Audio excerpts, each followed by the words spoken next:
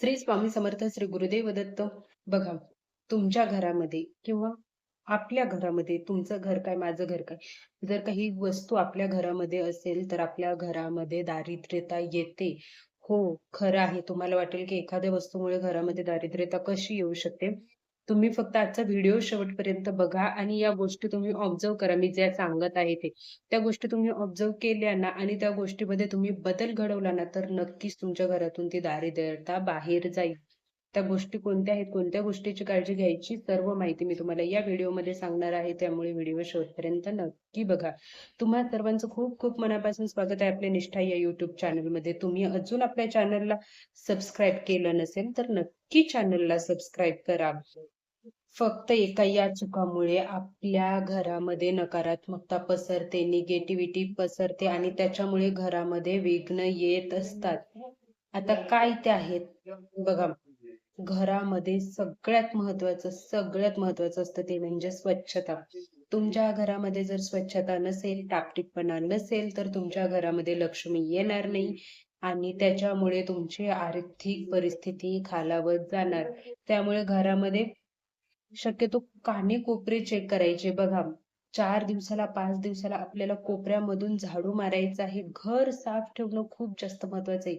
ज्यांचं घर साफ नसतं ना, त्यांच्या घरामध्ये माता लक्ष्मी कधीच येत नाही. त्याच्यामुळे आपलं घर साफ असणं खूप महत्वाचं असतं. त्याच्यामुळे घरामध्ये जाळ्या होणार नाही, घरामध्ये अनावश्यक वस्तू राहणार नाही याची काळजी घ्यायची आहे. ज्या घरामध्ये जाळ्या असतात किंवा अनावश्यक वस्तू तुम्ही वर्ष-वर्ष त्या वस्तू वापरत नसाल ना, तरी देखील तुमच्या घरामध्ये निगेटिव्हिटी पसरते. जिथे खराब वस्तू, जाळ्या, अस्वच्छता तिथे निगेटिव्हिटी असते आणि जिथे निगेटिव्हिटी असते तिथे माता लक्ष्मी कधीच स्थिर राहत नाही. त्याच्यामुळे आपलं घर जेवढं स्वच्छ असेल, तेवढा माता लक्ष्मीचा वास आपल्या घरामध्ये राहत असतो. त्याच्यामुळे घर स्वच्छ ठेवा. तुमच्या घरामध्ये कधीच दारिद्र्यता येणार नाही आहे. आणि या गोष्टी तुम्ही स्वतः ऑब्झर्व्ह करून बघा. तुम्हाला देखील घर जर तुमचं स्वच्छ असेल, तर तुम्हाला देखील खूप जास्त प्रमाणात प्रसन्न वाटेल. घरामध्ये तुम्हाला शांती वाटेल. काहीतरी करण्याची इच्छा निर्माण होईल. त्याच्यामुळे घर स्वच्छ असणं खरंच खूप महत्वाचं आहे. आणि आता दुसरी गोष्ट कोणती? तर दुसरी गोष्ट सकाळ संध्याकाळ आपल्याला दिवा लावायचा असतो. बघा, दिवा लावल्याने घर प्रसन्न होतं. घरामध्ये माता लक्ष्मीचा प्रवेश होत असतो.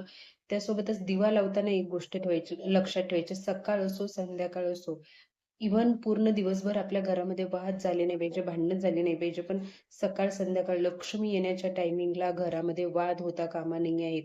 घरामध्ये उगीचच एखाद्याला सवय असते, की विनाकारणाचं आर्ग्युमेंट करत राहणं किंवा शिव्या देणं, उगीचच वाद घालणं, या सवयी घरामधून थांबल्या पाहिजेत. या सवयी सगळ्यांना थांबवायला सांगायच्या आहेत. आपल्या घरामध्ये जर शांती हवी असेल, आपल्या घरामध्ये माता लक्ष्मीचा वास हवा असेल, तर घरामध्ये फक्त प्रसन्न राहायचं, चांगलं बोलायचं, कोणाबद्दल वाईट विचार करायचा नाही, कोणाला शिव्या द्यायच्या नाहीत, राग-राग करायचा नाही.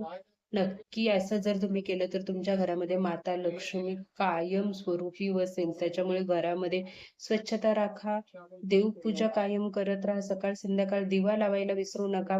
कोणाबद्दल वाईट विचार करू नका, घरामध्ये निगेटिव्ह बोलू नका. या गोष्टी ना खूप अशा साध्या-साध्या गोष्टी असतात, पण त्याचा परिणाम आपल्यावरती खूप जास्त होत असतो. त्याच्यामुळे या गोष्टींची काळजी घ्यायची आहे. बघा कसं असतं ना, आपण जर दुसऱ्याबद्दल वाईट विचार करत असू ना, तर देव म्हणजे तुम्ही दुसऱ्याबद्दल वाईट विचार करताय आणि सेवा करताय, तर त्या सेवेचं पुण्य तुम्हाला कधीच लाभणार नाही आहे. जेवढं तुम्ही दुसऱ्याबद्दल चांगला विचार कराल, भले तुमच्याकडून 1-2 सेवा कमी होऊ द्या, चालेल, पण दुसऱ्याबद्दल चांगले विचार करा. देव तुमचं नेहमी चांगलं करेल. या गोष्टीची, छोट्या-छोट्या गोष्टीची काळजी जर तुम्ही घेतली, तर नक्कीच तुमच्या घरातून दारिद्र्यता दूर जाईल. बघा, कधी-कधी आपण म्हणतो, "अरे, मी एवढी मेहनत करतो, माझा मुलगा कामाला जातो, माझं हसबंड कामाला जातात, एवढा पैसा येतो, पण आमचं मागे काहीच का पडत नाही." त्याच्या मागची ही छोटी-छोटी कारणं असतात, की आपल्या घरामध्ये शांती नसते, स्वच्छता नसते, घरामध्ये सगळे बरोबर व्यवस्थित बोलत नाही. या सगळ्या कारणामुळे लक्ष्मी तिथे नांदत नाही आणि लक्ष्मी नाही नांदली, की तुमचा पैसा कुठे जातो हे तुम्हाला देखील कळत नाही. त्यामुळे या छोट्या-छोट्या गोष्टींची काळजी घ्या. रोज देवाला नमस्कार करा, देवाला प्रार्थना करा. कृतज्ञ व्हा देवासमोर, की जे काही आहे ते तुमच्यामुळे आहे. असं केल्याने देवाची कृपा तुमच्यावर नक्की राहील आणि कायमस्वरूपी राहील. श्री स्वामी समर्थ. श्री गुरुदेव दत्त.